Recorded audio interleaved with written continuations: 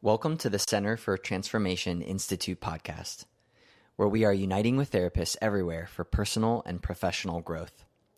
Your journey starts here at the place therapists grow. I had the opportunity last week to go to the Thrive training. I really enjoyed it. Shout out to Chris and Jen Kersey, who are doing great work with Thrive today. If you don't know anything about it and you like what you're hearing here, or you know about the life model, you'll definitely want to check it out. They offer a premier training. I've gone to the first tier of the training called week 1 a couple of times, years ago, 7 years ago, 5 years ago. And then I ended up for week 2 this last week, and in Michigan. It was a beautiful setting in Holland, Michigan, and it was an amazing growth time for me personally. I really enjoyed it. But one of the aspects of the training is that in week 2 we tell stories, return to joy stories. And so in the whole week it's an experiential practicum where you're in this incubator of experiencing your brain returning to joy from upset, anger, sadness, fear, shame, hopeless despair, disgust, really figuring out a way to get your brain to return to joy from those things and using storytelling to do that. And I grew a lot in terms of realizing that I had some default ways of doing things, that those default ways were interrupting my ability to return to joy. And I recognized that just from the practicum experience of telling the story. So one of the things that I recognized my brain was doing was that when I was talking about something upsetting in a story, I would actually smile instead of let the emotion be shown on my face. And I really had to internally kind of try to understand that, what was going on with me. It was almost as if I was having to unlearn things that I had learned to do, that I've learned to do through default. And I thought back over my history with being in theater in high school and college, in terms of being in ministry with my husband for a couple of decades. In terms of being a therapist and needing to present myself in certain ways with clients or with my community, and how in that I've almost become a performer in some ways that I didn't even realize have become a default mode. I'm not trying to be fake or present myself non-authentically, yet there is a pseudo self that was coming to the table, and I was relying on that part of me to present in culture, to present socially, to present in relationships, and it was working at some level. But when I went to the training, I was able to kind of confront that at some level. And that takes me to the topic of our conversation in this episode today about pseudo maturity. I'm recognizing that there's a pseudo part, or there's some pseudo maturity that was coming to the table and wasn't allowing my true authentic self to really come forth in my connection with others at the level that I would like that to. And so it took that training to kind of bring it out. So thanks, Chris and Jen, and for all the work y'all are doing to bring our society these really amazing skills. And also always a shout out to Dr. Jim Wilder, who developed these techniques and the skill building opportunity in the first place. So my name is Monica Maurer. I'm a licensed therapist for a couple of decades now, and also I'm the director of the Center for Transformation Institute, and we exist to partner with Life Model Works to bring the Life Model curriculum to therapists everywhere. We are a group of therapists here in the North Carolina area who are professional therapists, and we love this neurotheology curriculum because we have intimate connection with God ourselves, and that's been transforming for our lives. And we love psychology and neuroscience and have found that the life model brings those two things together in this beautiful way. And we would love to bring this curriculum to therapists everywhere because of how it's impacted us personally and how it's impacting our clients as we present it to our clients professionally. So we are NBCC approved, so we are offering continuing education credits to a therapist now, and we have a free CE on our website. So if you haven't checked that out, please go to our website, cftinstitute.com, check out our intro training, and we are working rapidly as we can on getting our first module ready so that we can begin that training process for therapists. So in terms of pseudo maturity and the topic of this episode, we need to understand that successful maturity growth will confront pseudo maturity. The first time I heard about pseudo maturity was when reading The Complete Guide to Living with Men, which is out of print right now. So I've heard through the grapevine that Dr. Wilder is working on a maturity compilation that will replace that original work he did. But it's a wonderful book just on what maturity growth is. And he talks about the idea of pseudo maturity, that there's many of us in our culture who can act out of a high level of maturity. Like, for instance, we can act as elders to the community. Even being in ministry for so many years, that was happening. I wasn't an elder. I still had small children at home, or even before I had children, I was serving in ministry. But I was acting as an elder in our community. So what that means is I was performing elder level skills, caring for the community, being there for people that were outside of my family in a lot of different ways, emotionally, physically. My husband and I were providing for lots of people. Even as a high school English teacher, that was happening. Yet I wasn't at that stage of maturity because I was still growing in my adult skills and my parent skills. And then sometimes I would retract back to infant and child level gaps and acting out of those because I still had some psychological growth and healing to do. If this makes sense to you, you know what I'm talking about. If what I'm saying provides a little confusion, you might want to go back to a previous episode where we talked more about the details of psychological maturity and what it is. And we also have some articles on our website, as well as some social media posts that we're putting out there through LinkedIn and Instagram and Facebook that talks a lot about these things. Even our YouTube channel is going to have some of these things, as well as our podcast.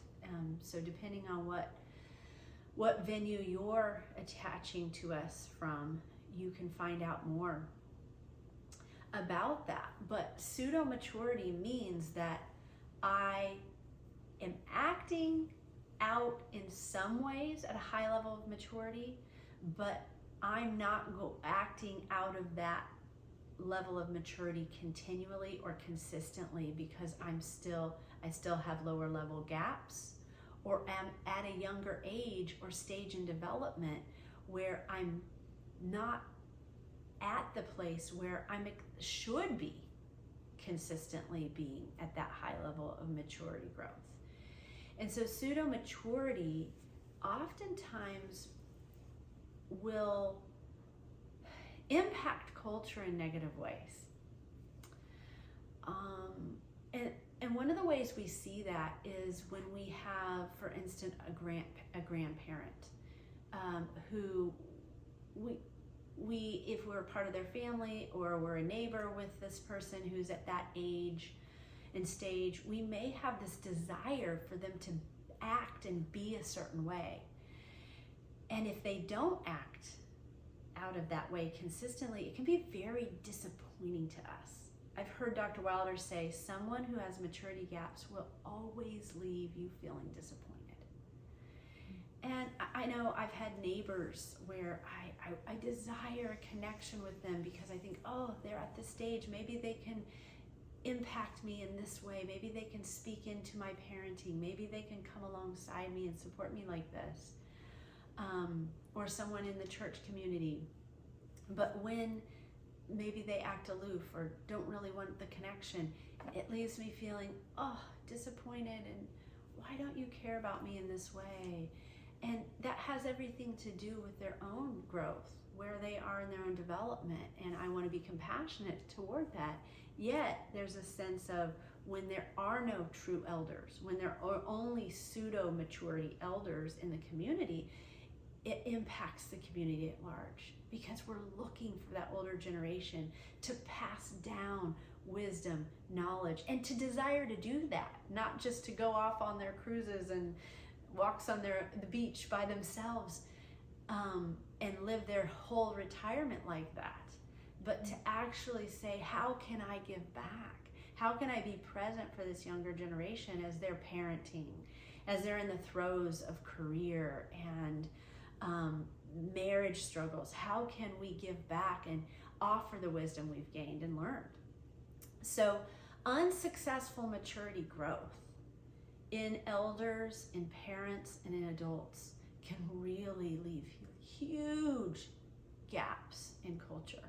And I think we see that in this generation coming up. When we look at the Gen Zs, we think, oh, they're hurting. They're hurting. That's why there's violence here. That's why there's confusion. That's why there's so much anger, because they need us. They need the adults, parents, and elders to cover them, to be there for them, to listen to them, to be patient with them, to enjoy them, even in their weakness and in their gaps, in their maturity. They need to be enjoyed. They need to be contributed to. They don't need us to shut the door to them and pretend they're not there. And I think as therapists, there's implications for us around that. I know part of my journey as a therapist is recognizing my role in the lives of adolescents. I've heard a lot of therapists say, oh, I don't work with teenagers, they're too hard, I'll work with adults. I think as a high school English teacher, I heard the same thing, oh, I could never do that job. It's so tough working with adolescents. I'll work with the little ones because they're easier. The little ones love you. The adolescents are angry. No, not totally, but as a generalization, in teen years, there's a lot of conflict. And when I think about that, and when I came to terms with that maybe about 10 years ago in my own therapeutic process, I wrestled with it with God. God, it is easier. I said in my prayer, God, it is easier to work with adults because they know what they want. They're coming into my space as clients, recognizing this is what I want here, and I'm sick of the struggles I'm having. I want to grow, and I'm motivated to growth. And when I have a teen coming in and sitting on my couch, they're saying, I don't want to be here. My parent forced me to be here, more often than not. And that makes it a bit more of a struggle, but I really sensed that the Holy Spirit was leading me into continuing to contribute to the lives of teens therapeutically. And I felt like the Holy Spirit was saying this was because it's a redemptive work. That when we contribute to the lives of teens, when we're patient with their weakness, when we're tender to the weakness, when we enjoy them, when we synchronize with them even in their struggle, we put ourselves in position of growth. Life Model would call that the transformation zone, the weak and the strong living together in community, really enjoying people even in their weakness, figuring out a way to synchronize with them. When we do that as therapists, we allow ourselves to grow. But what we do is, what Life Model says as well, is we enjoy someone in their weakness, and that gives them motivation for growth.